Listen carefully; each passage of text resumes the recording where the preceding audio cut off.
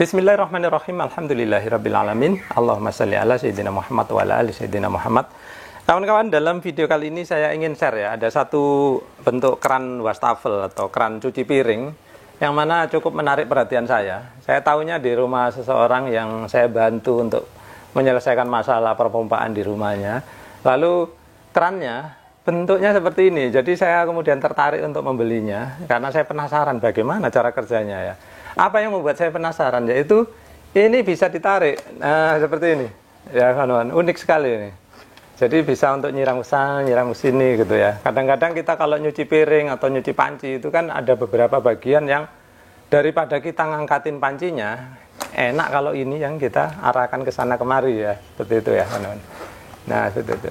Nah dulunya saya pikir ini kayak semacam karet gitu ya, sehingga ditarik bisa mulur gitu ya kawan-kawan, bisa molor gitu ya. Ternyata tidak, ya. Ternyata ini adalah selang biasa yang kaku, ya. Maksudnya bukan yang bisa molor, ya. Dia hanya bisa bergeser, berpindah aja, kawan-kawan. Nah, rahasianya di mana? Rahasianya adalah di bawahnya, ya, kawan-kawan. Nah, perhatikan ada bandulnya rupanya, ya. Jadi apa gunanya bandul ini? Perhatikan ya. Kalau saya tarik ini ujung keran ini, tuh. Apa yang terjadi? Bandulnya naik ya kawan-kawan. Sekarang kalau ujung keran saya lepas, nah jadi bandul ini rupanya yang menjadi penarik sehingga selangnya ini bisa keluar masuk seperti ini gitu ya. Jadi ini unik ya. Jadi saya baru dapat jawaban itu ketika sudah membeli dan menerimanya kawan-kawan. Nah keran ini kalau kawan-kawan nanya bagus apa enggak gitu ya. Nah untuk harganya ini cukup bagus kawan-kawan. Kenapa? Harganya ini kemarin saya kalau nggak salah ingat ya, yang jelas nggak sampai 200.000 ya. Dan menurut saya ini sangat murah kalau dibandingkan dengan apa yang kita dapat. Karena bahannya ya terlihat seperti ini ya, stainless steel ya. Kemudian selang-selangnya juga cukup bagus, terlihat kuat gitu ya kawan-kawan. Nah nanti ada beberapa tip yang saya ingin sampaikan ke kawan-kawan ya. Kemudian apa yang menjadi masalah dengan keran ini gitu. Nanti akan saya jelaskan. Tapi sebelumnya kawan-kawan akan saya ajak bagaimana sih cara pemasangannya dulu ya. Jadi pemasangannya ini ya saya lihat ada beberapa orang yang agak bingung. Kenapa? Karena ini kan dirancang untuk air panas dan dingin ya kawan-kawan. Jadi perhatikan ya, ini kerannya. Kalau saya arahkan ke sini, maka dia adalah untuk air panas ya. Membukanya kan seperti ini. Kalau nutup seperti ini, berarti kan dari samping ya, bukanya begini, nutupnya begini. Nah kalau mau air dingin ke sana, set, sama ya, bukanya juga ditarik, terus menutupnya didorong seperti ini. Nah dari mana keran ini bisa memilih air panas dan air dingin? Ya tentu saja kita harus memiliki suplai air panas dan dinginnya ya kawan. Nah perhatikan di sini. Nah di sini ini ada dua selang ya, yang mana di sini dirancang untuk mengalirkan air panas, kemudian yang satu di sini adalah untuk mengalirkan air dingin. Lalu mungkin kawan-kawan bertanya-tanya, Pak, kalau saya nggak punya air panas gimana? Gitu. Ya, yang ini boleh ditutup. Seperti saya ini saya tutup karena saya tidak punya air panas. Ya, jadi ini saya tutup menggunakan apa? Dop PVC yang ukuran setengah ya, kawan-kawan. Ini murah aja, dibeli mungkin harganya cuma Rp2.000 ya. Nah, kemudian juga ada pilihan lain ya, kawan-kawan. Selain kalian bisa menutup yang saluran air panas, kalian juga bisa menggunakannya dua-duanya untuk air dingin. Jadi misalkan dari dinding kalian pasangkan T ya, jadi kiri kanan adalah air dingin seperti ini. Ya silakan. Jadi sehingga keran ini mau ke sebelah sini ataupun ke sebelah sini dapat air dingin dua-duanya. Nah kemudian ada beberapa tips ya kawan-kawan, saya juga baru tahu ini. Jadi kita kalau mau memasukkan ini ya, contohnya nih ya, saya mau memasukkan ke lubang ini ya. Ini ada lubang, kelihatannya ya. Nah, anggaplah ini adalah lubang ke kitchen set kita ya. Ke pinggiran dari bak cuci piring ya. Maka kita perlu membongkar bandulnya dulu ya, kawan. Bandulnya kita bongkar, kemudian selang ini juga harus kita putuskan dulu. Nah, pemutusannya yang ini caranya begini, kawan. Jadi ini kan ada merah-merah seperti ini ya. Ini kita tinggal pencet aja yang lebar nih. Pencet, set, seperti ini, lalu tarik. Nah, seperti ini. Baru kemudian kita akan pasangkan ya. Oke, yang ini akan saya lepas dulu. Jangan lupa ada karetnya juga ya teman-teman. Jadi karetnya ini masukkan dulu seperti ini.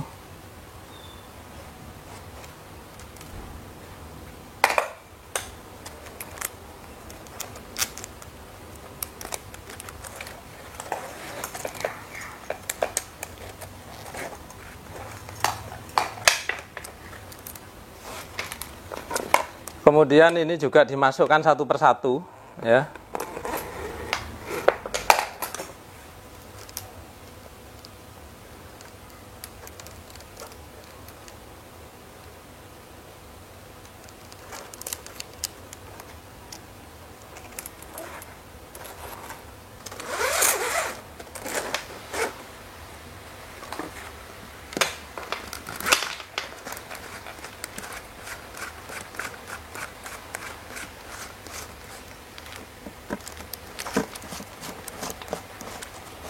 Nah, lalu ini ada terakhir ada penguncinya seperti ini ya, teman-teman. Jadi ini ibaratnya kalau kita lagi di bawah kitchen set, nah kita kencangkan seperti ini. Sep, sep, sep.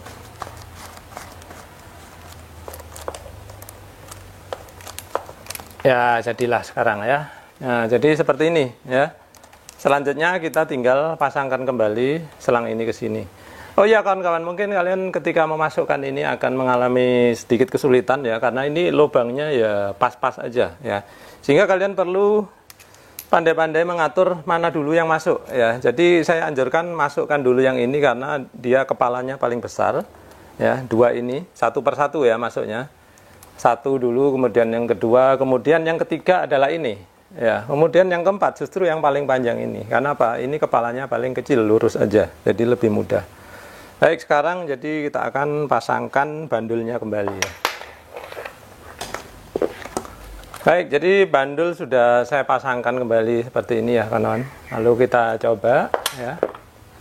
Nah, ini terlalu ini frame-nya kurang lebar di video, tapi yang jelas sudah terpasang ya kawan-kawan. Lalu saya akan tes bisa balik seperti ini ya.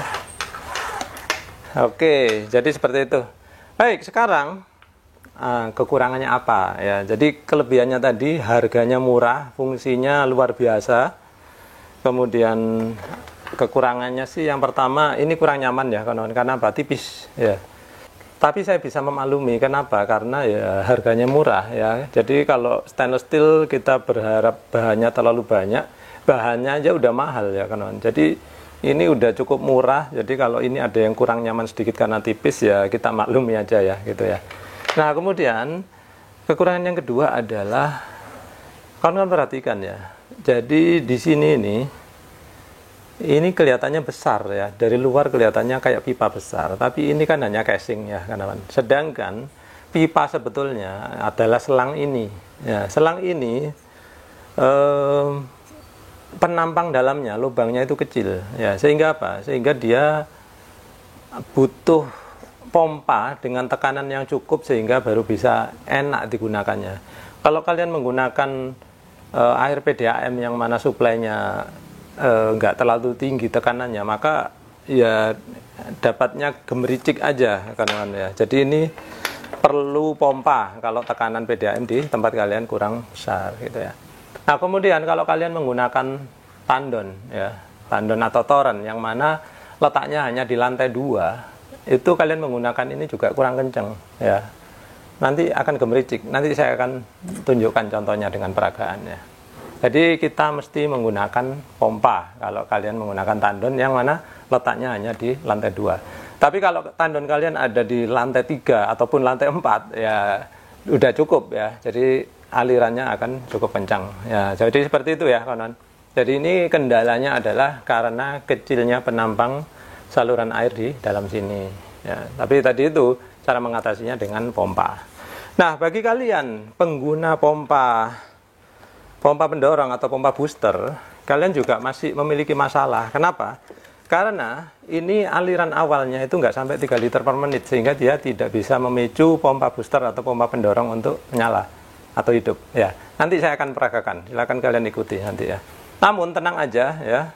Karena apa? Karena kalian bisa memodifikasi pompa kalian dengan menggunakan penambahan pressure switch. Baiklah, sekarang saya akan melakukan pengujian keran dengan menggunakan pompa pendorong ya.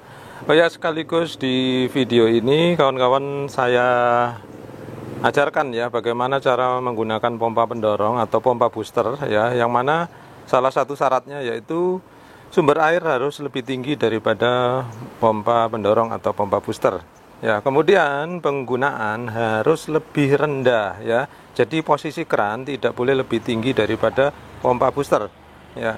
Kemudian ya salah satunya yang lagi kita bahas ini ya, yaitu kerannya. Ya, keran itu harus punya bukaan yang cukup lebar. Sekarang kita akan coba. Baik, sekarang kita peragakan ya. Saya udah memasangkan keran ini. Kemudian sumber airnya yaitu dari atas tadi, yaitu dari pompa booster ya. Kemudian oh ya, di sini saya tidak menggunakan saluran air panasnya. Jadi di sini saya tutup dengan dop atau plug ya. Nah, kalau kalian ingin memasangkan air panas ya lewat sini ya, sehingga nanti kalau diputar ke kiri yang keluar nanti air panas. Oke, sekarang kita akan coba apakah menggunakan keran ini bisa lancar kalau menggunakan booster seperti yang tadi saya tunjukkan ya. Perhatikan ya. Lihat, alirannya cukup kecil ya. Nah, inilah ya yang jadi masalah kalau kita menggunakan keran ini. Aliran awalnya terlalu kecil sehingga tidak bisa memicu pompa booster untuk nyala ya. Nah, kawan-kawan biasanya itu kalau punya masalah seperti ini akan membuka keran yang lain lalu menutupnya. Jadi istilahnya mancing gitu ya. Coba saya juga akan mancingnya ya. Nah, setelah saya pancing, sekarang pompa nyala, makanya sini jadi kenceng ya. Oke, sekarang kita coba lagi dengan yang showernya ya, model showernya. Oke, kita akan buka. Nah, sama, jadi alirannya kecil ya. Jadi inilah masalahnya dengan keran ini ya. Coba saya pancing sekali lagi. Nah, sekarang jadi kenceng ya. Baik, jadi sekarang pembahasan kita jadi melebar ya. Yang tadinya kita bahas keran, ya sekarang kita juga bahas pompa. Jadi sebetulnya masalah pompa seperti ini bukan masalah ya. Jadi pompa booster atau pompa pendorong ya memang seperti ini karakteristiknya. Jadi kalau kalian menggunakan pompa booster, maka keran-keran kalian itu harus punya lubang yang cukup lebar untuk memberikan aliran awal yang minimal 3 liter per menit ya. Contohnya seperti keran ini. Sedangkan keran ini kalian buka selebar-lebarnya itu mungkin hanya 2 liter per menit sehingga tidak bisa memicu pompa untuk nyala. Nah, bagaimana solusinya kalau udah terlanjur memiliki pompa booster lalu kita ingin keran ini? Ya, salah satu atau beberapa cara lah ya. Kita bisa menambahkan flow switch, kemudian bisa menggantikan kontrol otomatisnya dengan APC ya, atau mengganti jenis pompanya gitu ya. Nah, tentu saja kita nggak mau mengganti jenis pompa, maka yang sering kali dilakukan kawan-kawan yaitu menambahkan flow switch. Nah, bagaimana caranya ini udah pernah saya bahas di video saya sebelumnya. Nah, jadi seperti tadi ya kawan-kawan. Jadi saya udah peragakan ya bagaimana kalau menggunakan pompa booster ternyata dia tidak bisa memicu pompa booster untuk hidup ya. Tapi tenang aja, seperti tadi saya sebutkan, kalian bisa memodifikasinya menggunakan pressure switch ya. Mungkin saya tadi ada salah ngomong menggunakan flow switch, harusnya menggunakan pressure switch ya. Nah, di sini saya udah pernah mengajarkan ya bagaimana cara memodifikasi pompa, pendorong atau booster dengan menambahkan pressure switch. Ya, silakan kalian tonton di video-video saya sebelumnya. Nanti video-video saya tentang modifikasi itu akan saya coba sertakan di kolom deskripsi di bawah video ini ya. Silakan kalian temukan linknya lalu klik, nanti kalian akan dibawa ke video tersebut. Ya, sekali lagi bagi kalian yang ingin membeli keran seperti ini maupun membeli pressure switch, membeli check valve ya untuk perlengkapan modifikasi, silakan kalian temukan linknya ada di kolom deskripsi. Nanti saya usahakan saya letakkan di situ sehingga kalian bisa mengatasi permasalahan kalian, kemudian kalian bisa mendapatkan keran seperti ini yang unik seperti ini ya. Karena ini ya cukup membantu. Istri kita pasti senang sekali kalau punya seperti ini karena apa? Sangat fleksibel ya. Baik kawan-kawan, jadi sekian dulu, mudah-mudahan apa yang saya sampaikan kali ini bermanfaat. Terima kasih sudah menyaksikan.